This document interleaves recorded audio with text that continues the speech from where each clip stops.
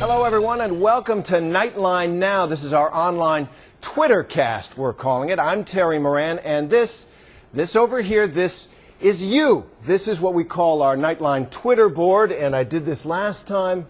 We got a little Twitter T up there to show you that this is where we want you to come to our program through Twitter. Just hit the @NightTline replies to talk to us and to our guests about the topics of the day. And our topic today is an emotional one. It's an important one. We're calling it Support Our Injured Troops. Tweet to Remind. We're going to explain what this is. This is a campaign to get you involved through Twitter to support our troops. But this whole notion of essentially bringing the resources and the care, the compassion, the consciousness that our country needs to take care of our wounded veterans, that is an emotional and important topic. We've already got a lot of people, once again, replying to @NightTline. I just want to share a couple of them here with you. Here's Motrain69. NightTline, we owe wounded veterans everything. We take all of our freedoms for granted, including this tweet. Those folks died for us, and they fought for us, and they have suffered for us. And this one from TAP1326, NightTline, we owe them everything, starting with basic income and health care. And that's one of the things we want to get at, are the policy issues around here. There have been some scandals involving care and support for wounded and returning veterans. We'll get to that. But first, let's take a look at one way that some wounded veterans are finding a way back, a way home. Bob Woodruff now, who in many ways is our own wounded veteran here at ABC News, has this story on a very unique way that some wounded veterans have found to heal. Walking, there's this thing subconsciously where I'm kind of always worried about the next step so that I don't fall, and worried about how people see me. In the water, it's completely different.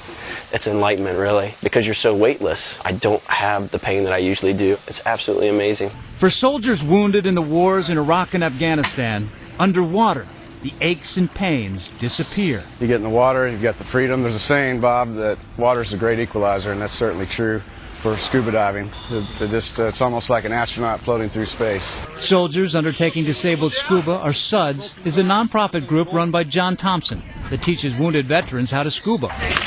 You cannot walk through the front door of Walter Reed and see our injured soldiers, Marines, airmen, and not want to get involved. Scuba helps to improve strength and mobility. Soldiers are put through vigorous tests both above and underwater. They get a lot of pool time at Walter Reed before we ever bring them down here. I heard someone say this is like getting a little bit of freedom back, going in the water.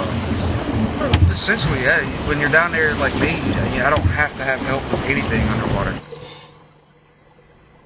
What a great story there, and I want to now bring in to talk about these issues Bob Woodruff of ABC News. Bob, good to see you. Thanks, Terry. And our other guest, Tom Tarantino, who is an Iraq War vet and a policy associate at the Iraq and Afghanistan Veterans of America. And welcome to you both. Bob, let me just begin with the general question here. This is the question that I think a lot of people have.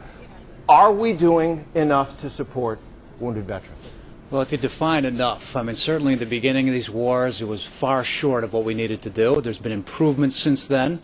But I think, it's interesting. You see, people, as soon as they meet those who have been injured, have come back from the war, a lot of these neighborhoods, they never knew any before, then they want to do something to help them. And so I think those improvements, certainly in terms of private charities, are also going up. And also the government has also started to improve it. But there's a long way to go. All right. Tom, let me ask you just the scale of the problem, of the challenge here. A lot of people know roughly the number that have died in Iraq and Afghanistan. A lot of people don't know the scale of the wounded, the physically wounded, traumatic brain injury, psychological trauma. What are we talking about?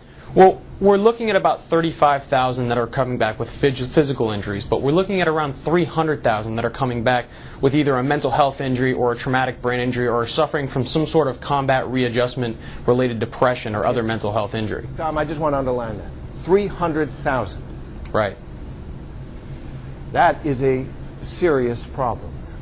And Bob, you have personal... RAND has done a study on that, and they came out about 300,000. If you look at the number of lives that have been saved, it's remarkable in this war. Not only do you have better helicopters and planes to get them back from where the war is back to the United States is huge. In Vietnam was about 2.7 to 1, the ratio between those who were injured versus those that were killed. In these wars, the number looks more like 50 to 1, depends on what you see, because a lot of these injuries never happened in previous wars. They were not saved. Now you've identified them, and so that number is just so much higher than it was before. And that means a long-term rehabilitation for those that come back, and those are the ones we have to concentrate on for long periods of time when they come back.